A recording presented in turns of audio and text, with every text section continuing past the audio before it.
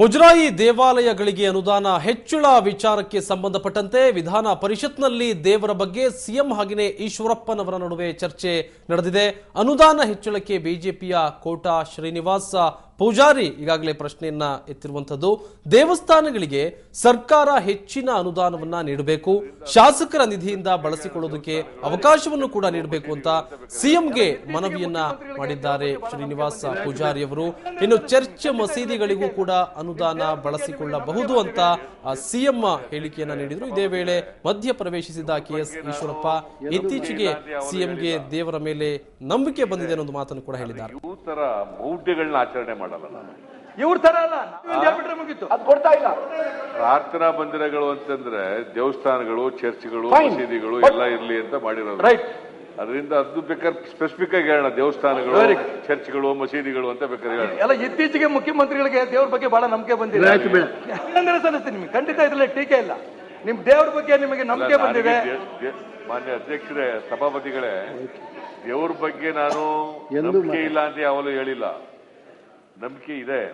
ಆದ್ರೆ ಇವ್ರ ತರ ಮೌಢ್ಯಗಳನ್ನ ಆಚರಣೆ ಮಾಡಲ್ಲ ನಾನು.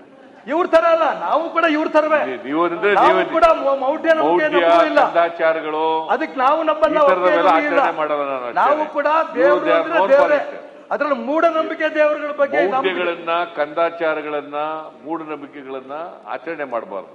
ಸರಿ, ದೇವರು ದೇವರು ಅದನ್ನ ಯಾವ್ದು ಬಯಸಲಿಲ್ಲ. ಬೆಂಬಲ ದೇವ್ರು ಹೇಳ್ದಲ್ಲ, ನಾವು ದೇವ್ರು ಇದ್ದೇವೆಲ್ಲ ನಾವ್ಗೆಲ್ಲ ಮಾಡಕ್ ಹೇಳಿದಾರೆ ಕೆಲವೆಲ್ಲನೂ. ಬೇಡ ಅಂದ್ರೆ ಮತ್ತೆ ಯಾಕೆ ಮಾಡ್ತಿದ್ರಿ? ಕುರಿ ಕೋಳಿ ಅಲ್ಲ, ಕುರಿ ಕೋಳಿ ಅಲ್ಲ, ತಿನ್ನಕ್ಕೋಸ್ಕರ ಮಾಡೋದು.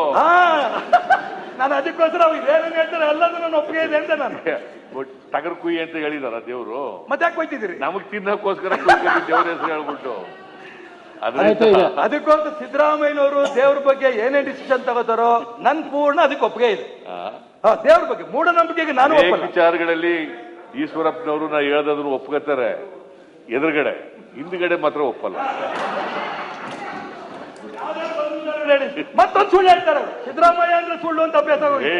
ಮತ್ತೊಂದು ಸುಳ್ಳು ಹೇಳ್ಬೇಡಿ, ನೀವು ಯಾರು ಒಪ್ಪಿಲ್ಲ, ಪ್ರಾಮಾಣಿಕವಾಗಿ ಹೇಳ್ಬೇಕು. ನನ್ನ ಜೀವನದಲ್ಲಿ ರಾಜಕೀಯದಲ್ಲಿ ಸುಳ್ಳು ಹೇಳೇ ಗೊತ್ತಿಲ್ಲ ಅಂತ ಮತ್ತೊಂದು ಸುಳ್ಳು ಹೇಳ್ತಾರೆ.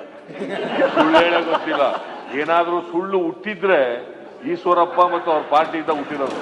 ಮತ್ತೊಂದು ಸುಳ್ಳು, ಇದು ಮತ್ತೊಂದು ಸುಳ್ಳು ಬರ್ತದೆ.